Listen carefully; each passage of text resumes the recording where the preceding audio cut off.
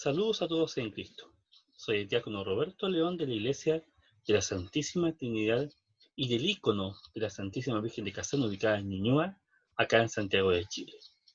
Los saludo y los quiero invitar a que puedan conocer la presentación que he preparado respecto de cómo es un templo ortodoxo, cuáles son las características distintivas que tiene. Así podemos nosotros también conocer de qué se trata este lugar, nuestro lugar común, que nos cobija para la oración. Así es que, sin más preámbulos, quiero a ustedes darle la bienvenida para que vamos viendo de qué se trata este tema.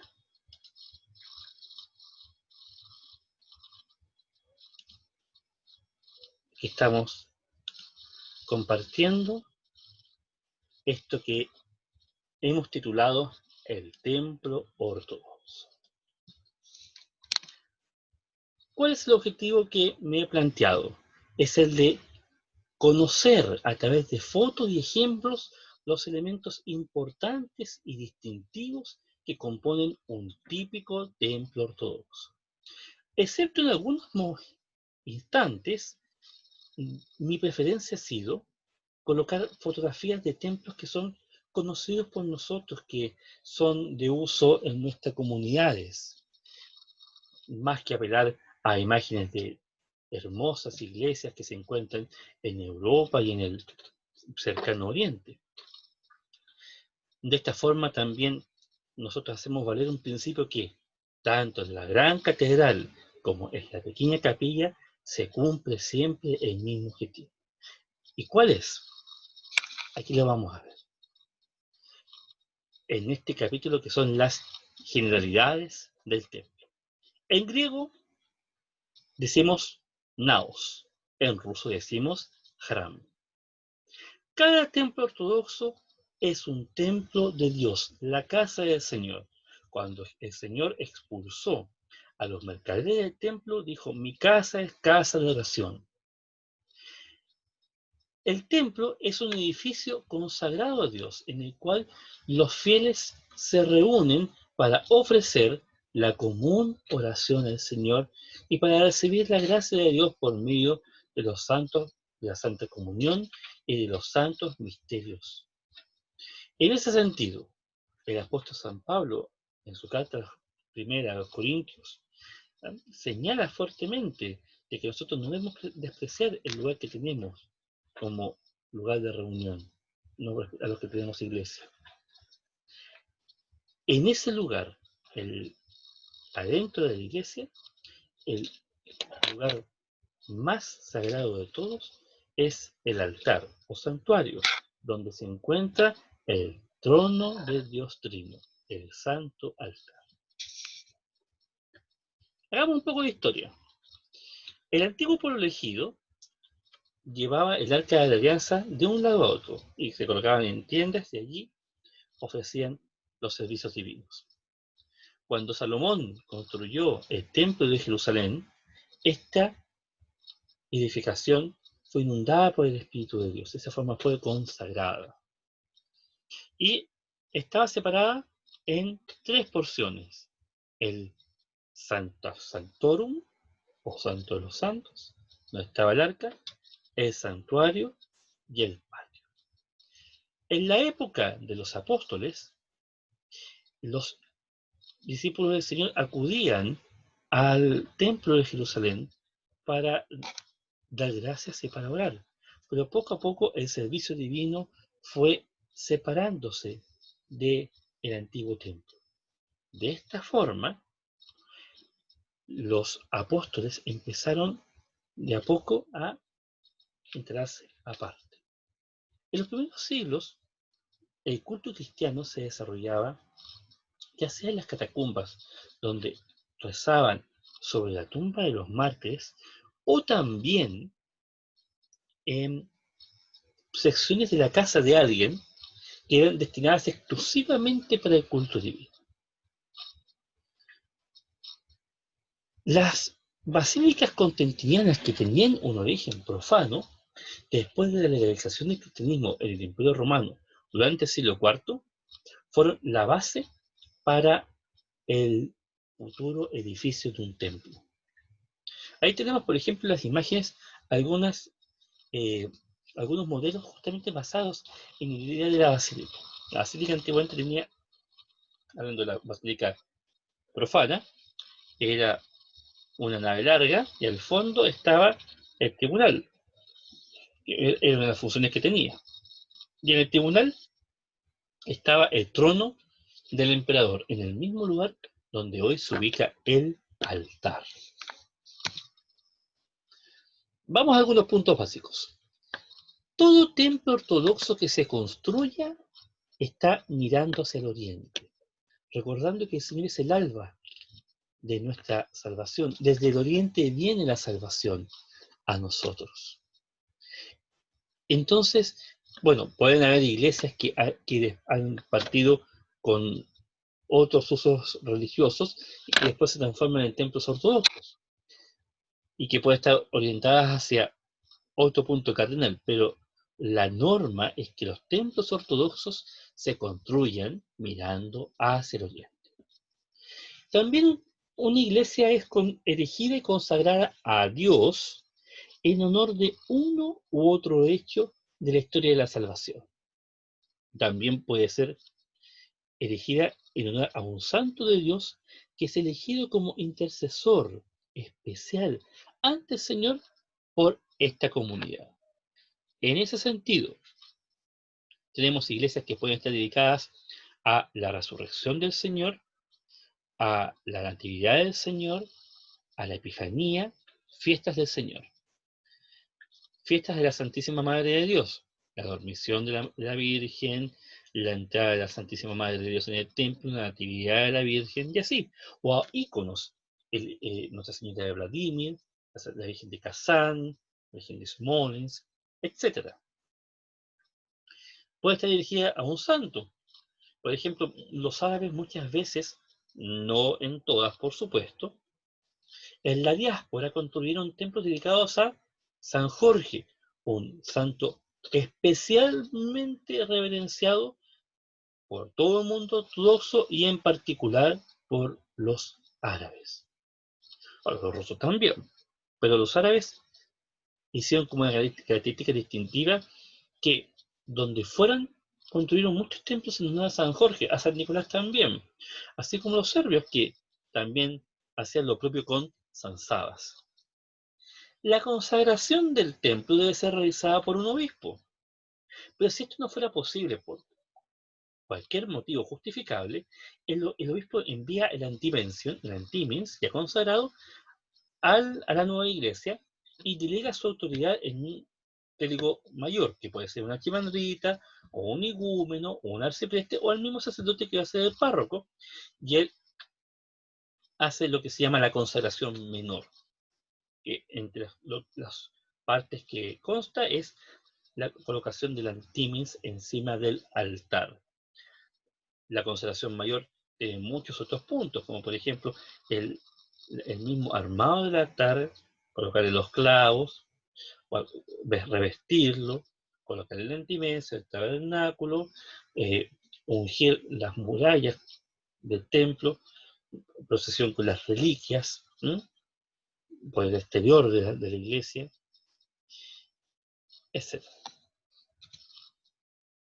Hay distintos modelos de templo.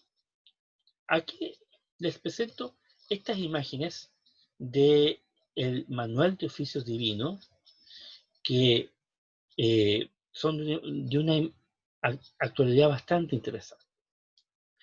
Aquí tenemos un templo en forma de cruz, simbolizando que la Iglesia de Cristo recibió la vida y la fuerza por medio de la cruz. La cruz deja de ser un símbolo de oprobio y pasa a ser de victoria o sobre la muerte. Puede ser una iglesia también circular, que indica el círculo, la eternidad, donde no hay ni principio ni fin. Nosotros, por ejemplo, hacemos círculos en la iglesia cuando bautizamos a una persona, Vamos después en procesión en torno a los círculos como círculo porque no existe ni el principio ni el final. También hacemos el mismo círculo cuando esta persona se casa. La iglesia puede ser también en forma de octágono, en forma de estrella. ¿Cuál es la cualidad de la estrella? Que esta transmite luz. Y la iglesia transmite la luz de Cristo. Y puede ser una forma alargada, tipo barco, porque de hecho esa analogía de la iglesia como una barca gusta mucho desde siempre. La iglesia es como un barco que nos toma a través del mar tempestuoso de la vida y nos lleva hasta el puerto seguro de la salvación y la vida eterna. Fíjense en la imagen que les presento acá del manual de los oficios divinos y están las partes de la iglesia, como por ejemplo esto, que es el altar o santuario, está la mesa del altar, el altar de la oración, la nave, aquí los coros, la solea, el ambón, el iconostasio, la nave, el vestíbulo o atrio, ¿m? Y así. El exterior de la iglesia. Tenemos la foto de la iglesia de San Silvano, en plena faena de construcción y ornamentación. Elemento distintivo junto con lo que es el campanario es la cúpula. Y el templo puede tener una cúpula que significa ese símbolo de Jesucristo como única cabeza de la iglesia. Puede tener tres cúpulas que simbolizan la Santísima Trinidad, Padre, Hijo y Espíritu Santo. O puede tener también cinco cúpulas. Nuestro Señor Jesucristo en medio y los cuatro evangelistas. Y pueden haber también más cúpulas. Y siempre rematando la cúpula está la cruz, el emblema de la victoria de Cristo por sobre la muerte.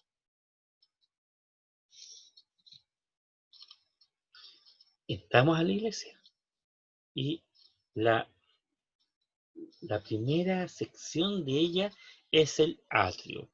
En griego se dice nártex, en ruso decimos pripor. En los tiempos primitivos este era el lugar donde los catecúmenos asistían a los oficios divinos. O también era el lugar de los penitentes, aquellos que después del evento de la confesión se otorgaba una penitencia y que los relegaba justamente a ese lugar. Desde allí escuchaban la primera parte de la liturgia de los catecúmenos, justamente porque tenía los contenidos necesarios para una persona que se preparaba para recibir la iluminación del bautismo. Pero en los tiempos de la iglesia primitiva se consideraba que aquellos que no estaban bautizados no era correcto que estuvieran en la parte central de la Eucaristía, donde ocurre la consagración de los santos dones en cuerpo y sangre de nuestro Señor. Por eso, eh, en un momento de liturgia, los catecúmenos se les hace salir. ¿Cuántos son catecúmenos salir? ¿Cuántos son catecúmenos salir que no queda ningún catecúmeno? De ahí sigue el diácono, ¿cuántos sois fieles? Una y otra vez en paz roguemos al Señor. De esta forma, los catecúmenos no participaban en la parte central, e incluso antes del credo, hay una parte que dice el diácono, las puertas atendamos con sabiduría, y se empieza el credo. Pero esa señal, que hoy en día tiene otra interpretación, al comienzo era dedicado a aquellas personas que hacían como de guardianes de las puertas de la iglesia, que las aseguraban, quedaban cerradas, justamente para que los catecúmenos no ingresaran. No se consideraba que era correcto eso. Hoy en día las cosas han cambiado.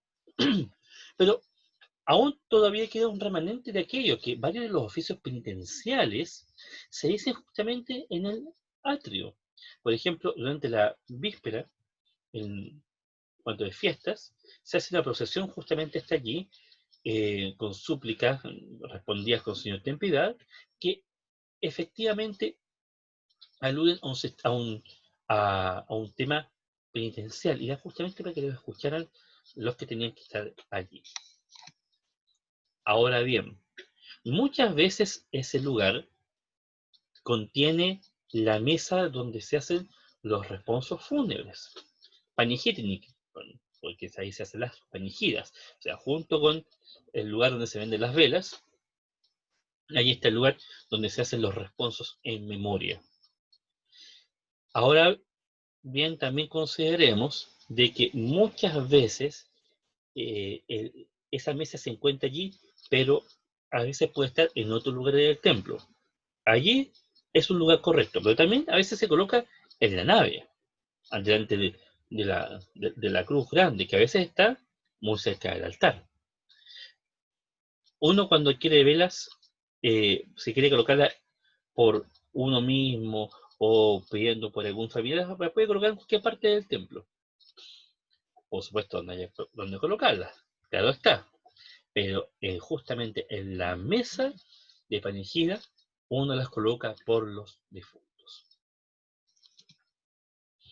Sigamos avanzando. Entramos a la nave. Este espacio que va entre el atrio hasta el comienzo del iconostasio es el señalado por excelencia para los fieles, que generalmente están de pie durante todo el oficio. Ahora usted me podrá decir, oiga, pero usted me dice esto y aquí hay bancas en la iglesia. Bueno, ya vamos a hablar de ese tema. En las iglesias rusas, por lo general, tal como se observa aquí en la imagen, hay un analoi, en griego analogion, en ruso analoi, central donde se coloca el icono de la fiesta, o cuando no está el icono de la fiesta, ese es el icono de Nuestro Señor y la Santísima Madre. Y están los laterales, que las iglesias griegas también los tienen, y que en el fondo es como para desincentivar el que la gente avance este iconostasio para besar a los iconos cuando los tiene mucho más cerca. Desde la nave nos enfrentamos al iconostasio. ¿Qué es el iconostasio? Es una pantalla de imágenes que separa la nave del altar o santuario. En las iglesias occidentales, hasta hace no tantos años, existía una reja baja. Y esa es la reja, salvo que con el tiempo se le fueron colocando iconos y un entramado mucho más sólido. Bueno, hay que también tomar en cuenta que en las iglesias occidentales había también algo muy parecido al iconostasio, como el root screen, que se mantiene todavía en iglesias de Inglaterra y en iglesias nórdicas también, y en algunos templos en Francia y en Alemania. Y este iconostasio se comunica hacia el interior a través de 3 puertas.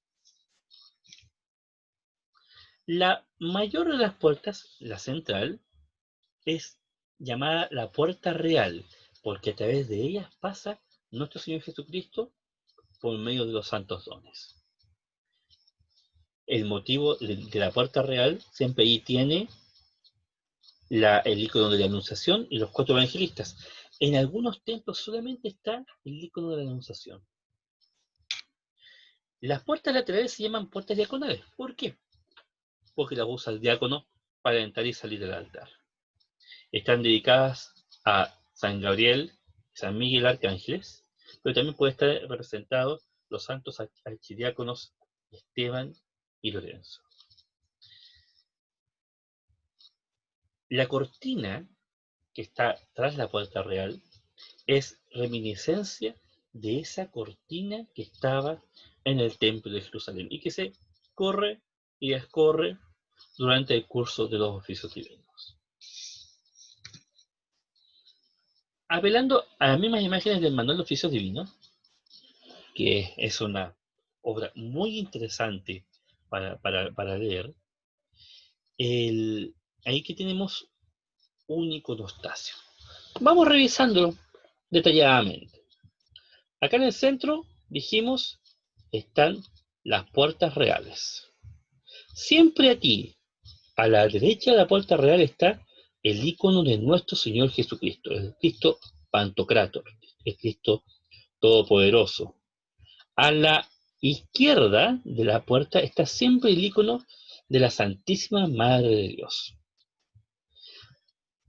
A la derecha, desde el punto de vista del observador, del icono del Señor, en las iglesias de tradición rusa está el icono del santo patrono del templo. En las iglesias de tradición griega, ese icono está al otro lado, junto de la Madre de Dios. Y donde le mencionaba el santo patrono, en las iglesias griegas está el icono de San Juan Bautista, de forma fija. En la iglesia rusa no es tan así. De hecho, y se pueden colocar otros iconos a continuación. Aquí están las puertas diagonales. Puerta norte, puerta sur. Al fondo se ve la mesa de la oblación y aquí la Santa Mesa o altar. El iconostasio, encima de las puertas reales, tiene el icono de la mística cena, dando a entender justamente ese elemento principal que se celebra. A los costados están las 12 grandes fiestas. Bueno, esta imagen no reproduce muy exactamente aquello, pero se los cuento. Y arriba de las 12 grandes fiestas están los apóstoles. Y encima de los apóstoles, los profetas. Esta parte, encima de la escalinata, se llama solea. Y la solea se divide en el ambón, que es esta parte central, y el cliros, que son aquí en los extremos, donde se coloca el coro, o los coros. A veces en las iglesias bizantinas o en los monasterios hay dos coros, el izquierdo y el derecho. Y se suelen colocar ahí también los estandartes, aunque los estandartes también pueden estar colocados a donde termina el atrio. Entremos. El altar, o santuario como se le dice, que es el lugar más sagrado de toda la iglesia, porque allí está la Santa Mesa, que también se le dice altar, o se le dice trono, sobre el cual está el antimis y sobre el cual se oficia la divina liturgia y se ofrece la Santa Comunión.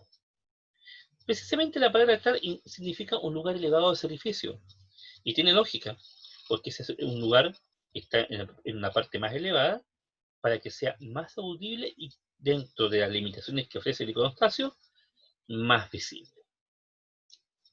Aquí tenemos entonces el altar, aquí está la mesa de la oblación, ahí está el trono episcopal. Veamos qué se compone la Santa Mesa. En griego, la agia trapeza, en ruso, el prestol. Usualmente un altar es de forma cúbica, pero también los hay alargados. A veces los que son en forma cúbica tienen columnas y dosel encima, y con la paloma eucarística, que se usaba antiguamente para reservar la comunión. Puede no haberlo de esa forma. El altar, que aquí lo tenemos con su mantel y faldón, tiene el antimins. ¿Qué es el antimins o antimension en griego? Es un pañito donde está representado el descendimiento del Señor de la Cruz. Y en las esquinas, los 4 evangelistas. Está consagrado por el obispo y firmado por él. Y tiene unas reliquias cosidas, reliquias de santos.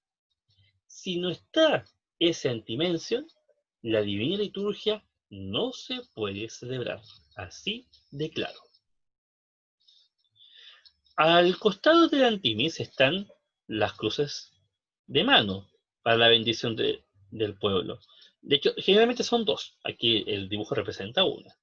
El evangeliario, el tabernáculo para colocar la comunión reservada a los enfermos, que es preparada una vez al año en Jueves Santo. Aquí está el que se le dice en inglés el kit de comunión, o aquí es ciborio, que es un cáliz pequeñito, con un artoforium pequeñito, una cucharita también de menor tamaño, con el cual se lleva la comunión a los enfermos. Este candelabro de 7 brazos acá, reminiscencia de aquí del Templo de Jerusalén, los candelabros episcopales, Dikiri y Trikiri, que significan las dos naturalezas de Cristo, divina y humana a la vez, y la Santísima Trinidad. Aquí A los costados están querubines, que en griego se les dice lábaros o exaptérigas, y en ruso se les dice repidia. Y que se sacan en procesiones con el Evangelio, en ceremonias episcopales. Ah, y la lámpara de santuario. Este es el trono de Dios en el cielo. El Señor mismo se encuentra allí, y también este lugar representa la tumba de Cristo, puesto que el epitafio o plachinitza, que es este Cristo difunto que se coloca en Viernes Santo afuera, en un sepulcro, se coloca encima del altar durante el tiempo pascual. Le decía yo a ustedes, a la izquierda de la Santa Mesa está la mesa de la oblación. En griego decimos prótesis, en ruso decimos yerbennik.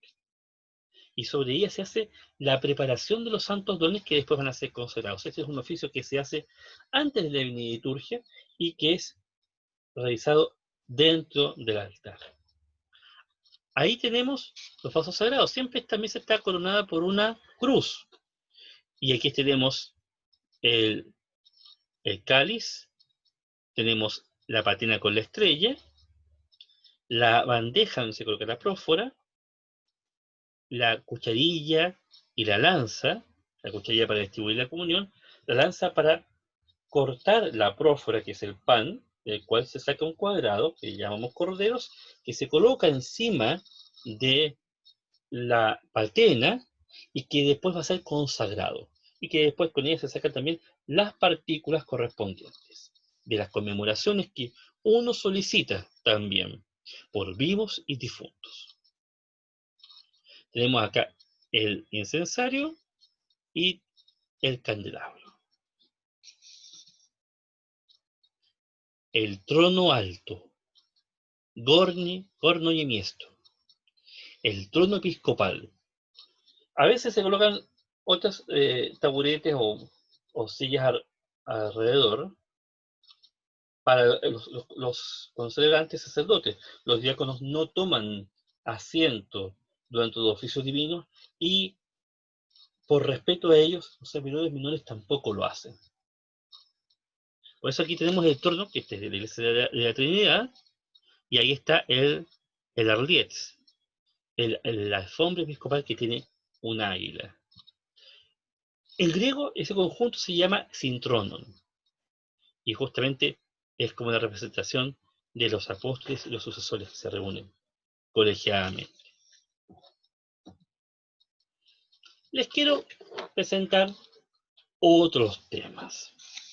Por ejemplo, ¿qué pasa con la cátedra episcopal en la nave? Ustedes entran a una iglesia griega, o una iglesia búlgara, o una iglesia antioqueña, y cuando van por la nave, al costado derecho, junto al coro derecho, está la cátedra episcopal. Pero en las iglesias rusas, ¿está eso? Interesante. La cátedra episcopal griega está sobre escalinatas, tiene un dosel encima, pero los rusos suelen disponer la cátedra episcopal en medio de la nave, el obispo rodeado de su pueblo, sobre una tarima, mirándose el iconostasio. En las catedrales, ese lugar está en forma permanente. En las parroquias, cuando viene el obispo, se improvisa el lugar y después se retira. Una pregunta interesante. ¿Y los rusos tienen la cátedra episcopal en la nave? Algunas iglesias antiguas en Rusia sí lo tienen.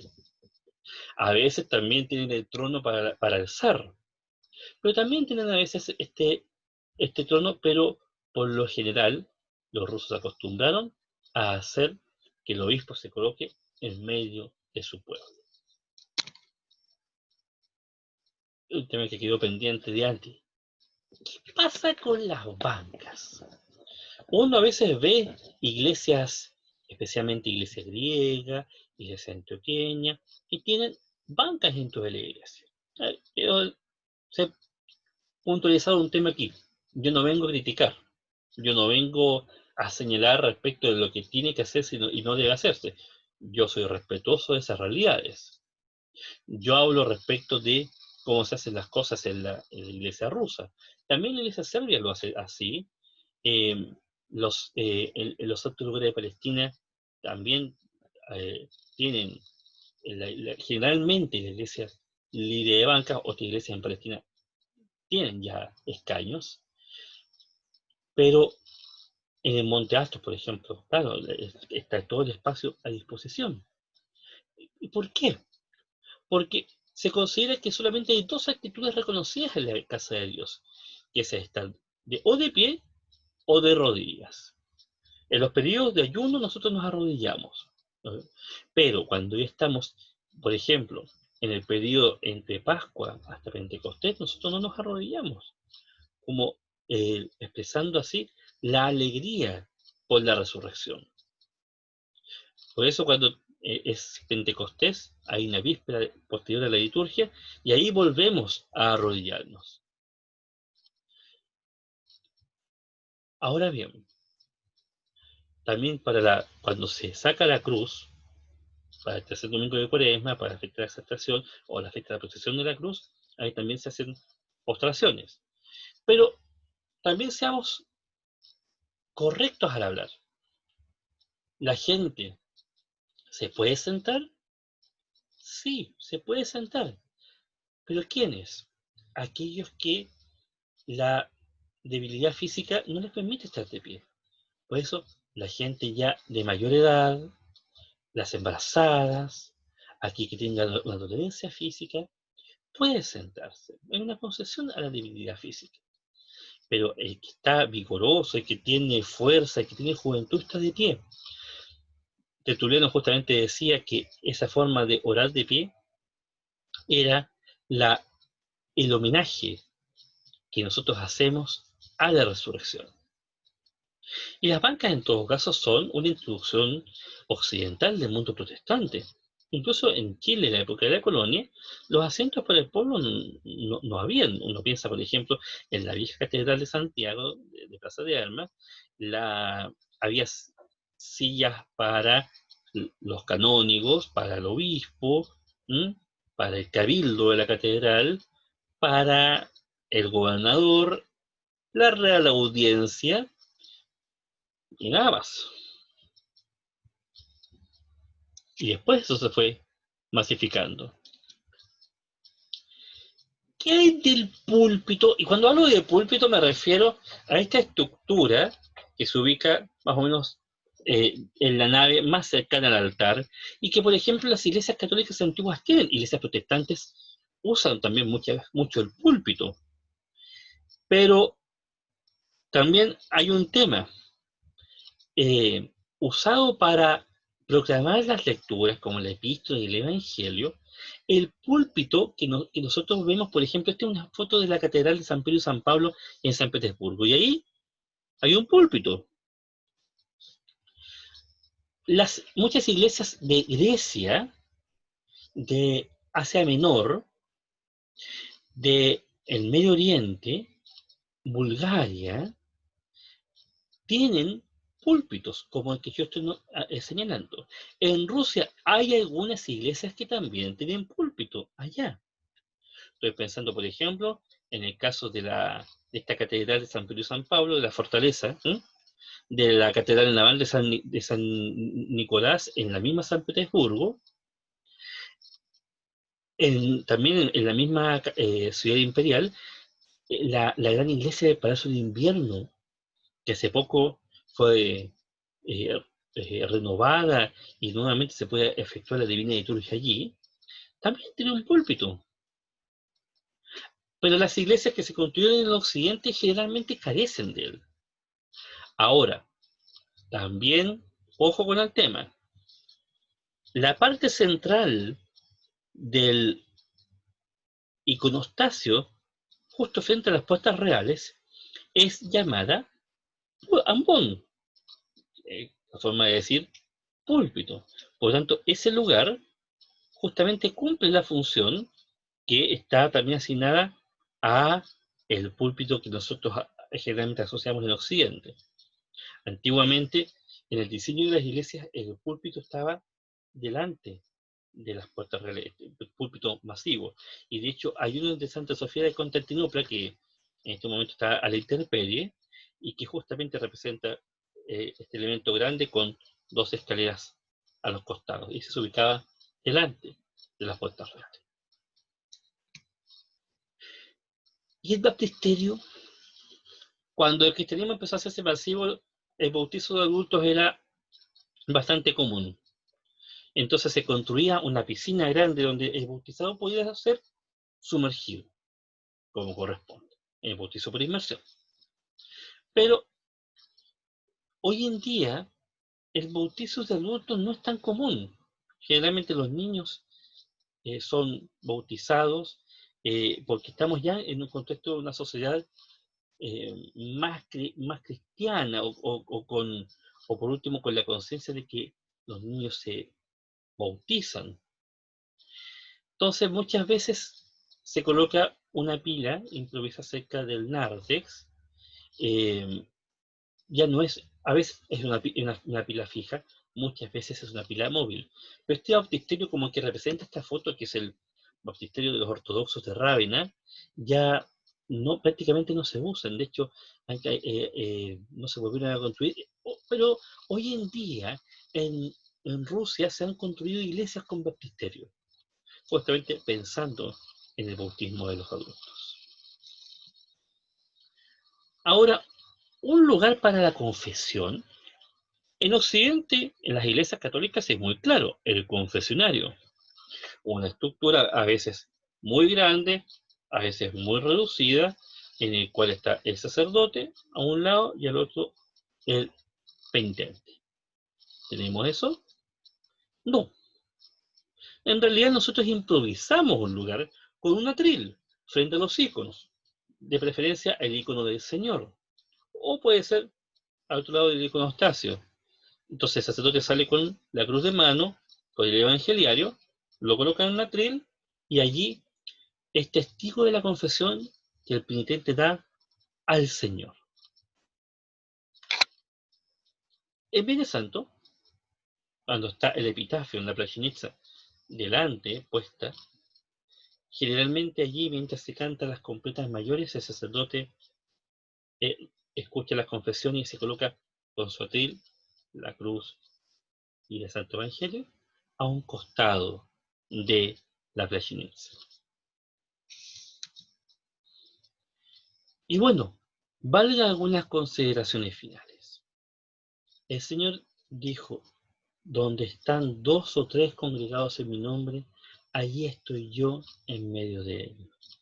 Que no se nos olvide eso. El propósito por el cual entramos justamente a la iglesia es a congregarse en la oración, en participar con la mente y el corazón de los oficios divinos. Y nosotros estamos viviendo oficios divinos que son reales.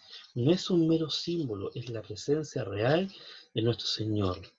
En la iglesia del cielo ven lo que estamos haciendo en el templo en la tierra. San Pablo nos dice, háganse todas las cosas decorosamente y en orden. Y eso habla bastante de un espíritu que tenemos todos los cristianos ortodoxos. Todos sabemos cómo tienen que ser las cosas. Y somos también muy observadores y nos preocupamos de que las cosas se hagan en forma correcta. Si el sacerdote a veces se equivoca o el coro, la gente, no, el padre no hizo esto, el padre se saltó esto. El padre, algo le pasó, o al coro se equivocó. Estamos todos pendientes. En el mismo templo uno entra y sabe las cosas que hay. Uno en una iglesia no tiene imágenes de bulto, tiene solamente íconos, ¿no? Que es un punto que no puede faltar en un templo. Siempre tema de decoración con íconos. Si alguien ve algo extraño va a decir, bueno, pero ¿por qué está esto? Porque todos hacemos las cosas en forma decorosa y en orden. Por supuesto, no hay que ser exagerado. Todo en su justa medida. Pero ¿por qué hacemos esto? Por lo que decía el santo rey y profeta David en el Salmo 121. Señor, amo la morada de tu casa, el lugar de asiento de tu gloria. Oh, qué alegría cuando me dijeron vamos a la casa del Señor. Es decir, La casa del Señor es nuestra casa. La casa de mi Padre es mi casa. Y allí tiene que ser un lugar de regocijo para mí el acudir, donde yo entrego al Señor mi alegría, mi dolor, mi tristeza, mis angustias, mis esperanzas, mis súplicas por mi familia, por mis amigos, por quienes me rodean, por mis enemigos, por mí. La casa del Señor tiene que ser siempre eso. Y no podemos desvirtuar ni su orden, ni por el propósito por el cual está. Entonces también, todo esto nos lleva a no una carga impositiva sobre nosotros, sino que nosotros vayamos a través de esto adentrándonos en el misterio de la oración. Para eso está todo lo que hemos nombrado. Esta es la presentación que yo les he preparado y que espero que sea para ustedes un, un muy buen motivo para comentar, para expresar sus inquietudes, sus dudas.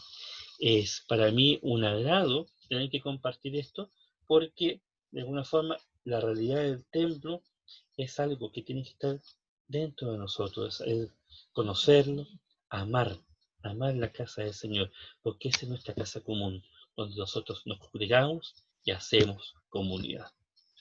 Por mi parte, les agradezco vuestra atención, que Dios nos ayude en todo, muchísimas gracias y que sea hasta la próxima oportunidad. Hasta entonces.